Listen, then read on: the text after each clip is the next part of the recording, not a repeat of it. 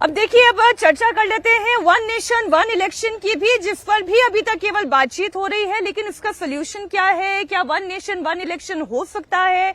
क्योंकि अभी तक तो विधानसभा चुनाव भी एक साथ नहीं कराए जा पाते हैं, तो वन नेशन पूरे देश का चुनाव एक साथ कराना, ये क्या वादा ही रह जाएगा समीर जी, या ये हकीकत भी बनेगा? नहीं, निश्चित रूप से वन नेशन वन इलेक्शन जिस तरीके से मोदी सरकार इस पे आगे बढ़ी और 2014 के बाद लगातार प्रधानमंत्री इस बात का जिक्र कर रहे थे और कमेटी बना दी गई थी पूर्व राष्ट्रपति रामनाथ कोविंद की अध्यक्षता के अंदर। कमेटी ने जिसके ऊपर क्या किया, सारे स्टेक होल्डर से बातचीत की है।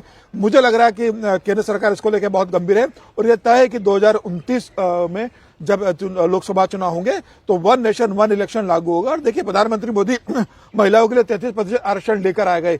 अब जनगणना होने वाली है, उसके बाद परिसीमन होगा, परिसीमन के बाद सीटें नई सिरे से निर्धारित होंगी और रहता है कि 2029 का जो चुनाव होगा वो वन नेशन वन इलेक्शन की दिशा की ओर आगे बढ़ने वाला है। हालांकि अभी विपक्ष उसके लिए तैयार नहीं है, विपक्ष के कई दलों ने इसका विरोध किया है।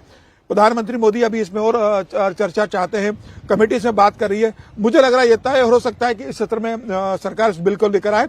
अगर इस सत्र में इस बिल को लेकर नहीं आती है तो यह तय है कि आने वाले अगले सत्र के अंदर बजट सत्र में सरकार इसको लेकर आएगी और 2029 के अंदर वन नेशन वन इलेक्शन में देश आगे बढ़ने वाला है, क्योंकि प्रधानमंत्री बार बार इस बात का जिक्र कर चुके हैं। की दी हुई इस रिपोर्ट को पहले ही मंजूरी तो दी ही जा चुकी है और सूत्र ये बता रहे हैं कि आम बिल पर आम सहमति सरकार बनाना चाहती है और इस पर विस्तृत चर्चा के लिए फिर हो सकता है जेपीसी को भी इस पर जेपीसी के पास भेज दे, जॉइंट पार्लियामेंट्री कमेटी के पास भेज दे।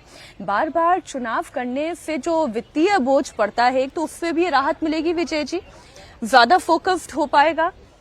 सरकार की मंशा तो यही है, लेकिन क्या ये इतना आसान होने जा रहा है? नहीं, अभी राधा के नाचने में वक्त है, थोड़ा सा तैयारियां चल रही है, अब कब होगा पूरा तेल का इंतजाम। लेकिन सरकार ने एक मंशा बना लिया, प्रधानमंत्री ने ये मानस बना लिया कि हमें वन नेशन वन इलेक्शन की तरफ बढ़ना है। सरकार ने उसको, जो कोविंद साहब की रिपोर्ट है उसको सबमिट कर दिया है, मतलब उनके पास आ गई है, उसको अप्रूव कर दिया है। अब सरकार चाहेगी तो हो सकता है यहाँ पर, क्योंकि इस हाउस सेशन में कोई जरूरत नहीं है ना, उनको केवल वो बिल लेकर आ जाए और उसको जेपीसी के पास भेज दें, तो आपके पास पूरा 3 महीने का वक्त रहेगा कि जेपीसी उस पर चर्चा करे और आगे चलकर काम करे। लेकिन उसके बहुत सारे प्रोसेस में चीजें हैं। अभी पहले पॉपुलेशन का जो हमारा जनगणना का जो मसला है वो सबसे जरूरी है। पहले जनगणना, अभी तो शुरू ही नहीं हुई है जनगणना, सरकार किस तरह से टाल रही है लगातार। पहली बार देख रहा हूं मैं कि 21 की जनगणना 24 खत्म हो गया, 25 तक आने वाले हैं, अभी शुरू भी नहीं हुई है। तो उस पर काम होगा। जब जनगणना का काम खत्म हो जाएगा तो डिलिमिटेशन का काम होगा, और जब डिलिमिटेशन का काम खत्म होगा तब वन नेशन वन इलेक्शन के प्रोसेस में हम चलेंगे और उसको पैरेलल चलाया जा सकता है कि भाई इस पर कैसे काम करेंगे। लेकिन मैं तो उन पर सोच रहा हूं, हमारे इलेक्शन कमीशन के साहब पर, सीईसी साहब पर, वो कैसे करवाएंगे। वो तो अभी एक एक बाई इलेक्शन भी अलग अलग करवाते हैं। विधानसभा के चुनाव महाराष्ट्र के अलग करते हैं, हरियाणा के अलग करते हैं, झारखंड के अलग करते हैं, जम्मू कश्मीर में 7 करते हैं, फिर 10 विधानसभा उपचुनाव होते हैं तो उसमें से 9 के एक साथ करते हैं, एक का अलग करते हैं। तो वो कैसे कर पाएंगे? क्या इलेक्शन कमीशन ने अपनी कोई तैयारी की बात की है?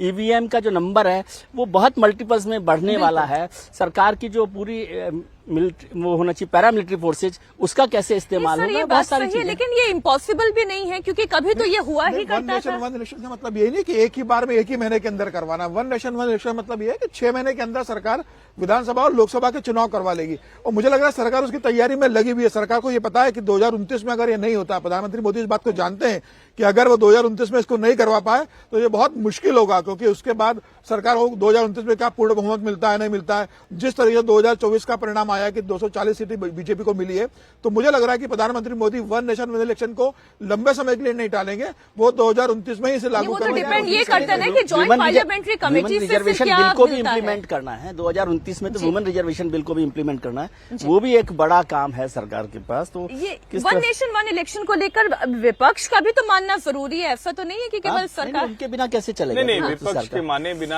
वो तो वैसे भी विधानसभा के चुनाव साथ में होने तो राज्यों से भी उसको पास कराना पड़ेगा। लेकिन देखिए, आदर्श तौर पर ये बहुत अच्छा है, व्यवहारिक तौर पर बहुत मुश्किल है। इम्पॉसिबल तो नहीं है, असंभव तो नहीं है, मुश्किल, लेकिन लगभग उसी के आसपास तक पहुंच जाता है। अब सरकार ने उस असंभव से दिखने वाले लक्ष्य में एक काम अच्छा किया है कि लोगों को लगने लगा कि हाँ भाई नहीं हो सकता है। और चूंकि ये सबसे मुफीद समय है, आपकी जनगणना होनी है, आपका परिसीमन होना है, महिला आरक्षण जो नारी शक्ति वंदन अधिनियम लागू हो चुका है। इससे क्या है कि आप एकदम से पूरी व्यवस्था को बदलेंगे, केंद्र में भी और राज्यों में भी। अब जब ये व्यवस्था बदलेगी तो उसमें ये काम हो सकता है, लेकिन सवाल दूसरा है। सवाल ये है कि क्या 26-27 तक ये सारा काम खत्म होकर हम ये तय कर पाएंगे कि कौन कौन से राज्य अब 29 के आसपास जो चुनाव होने वाले हैं उसको हम प्रीपोन या पोस्टपोन करें। और ये सच है कि जाने क्यों ये होता तो थोड़ा अच्छा रहता कि जाने क्यों जिन राज्यों के चुनाव 6 महीने के अंतराल में होने हैं उनको भी एक साथ नहीं किया गया।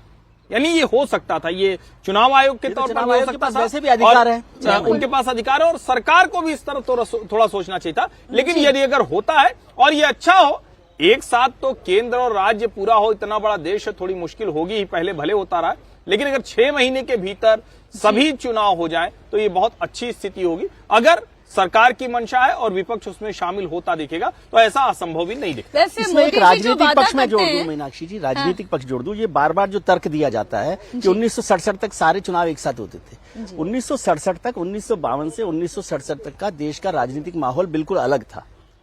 आज की तारीख में देश का राजनीतिक माहौल अलग है और जब क्षेत्रीय दल ताकतवर हो गए राज्यों में तो उनके संगठन, उनकी सरकार, अभी आप देख रहे हैं महाराष्ट्र में सरकारों में किस तरह से पार्टियां टूटी है, सरकार टूट रही है। हर दिन किसी न किसी राज्य की कोई सरकार टूटती है, गिर रही है, तो उसके रिपरकशंस क्या होंगे। इसलिए ये तर्क तो देना, आपको चलाना है चलाइए, एक वन नेशन वन इलेक्शन बनाइए, लेकिन ये तर्क मत दीजिए कि 1952 से 60 से, उस समय तो एक ही पार्टी की भी सरकार थी, एक देश की सरकार नहीं। बिल्कुल ठीक कह रहे हैं आप। देखिए, वन नेशन वन इलेक्शन को लेकर प्रधानमंत्री मोदी ने वादा तो किया है और अब तक उन्होंने जो वादे किए हैं, बड़े बड़े वादे, चाहे वो धारा 370 हटाना हो, चाहे वो राम मंदिर का वादा बीजेपी के मैनिफेस्टो में लिखा था, चाहे विमेन रिजर्वेशन बिल ही क्यों ना हो, तो वादे तो सारे पूरे करते हैं। हो सकता है वन नेशन वन इलेक्शन का ये वादा ये भी पूरा होते हुए दिखाई दे जाए।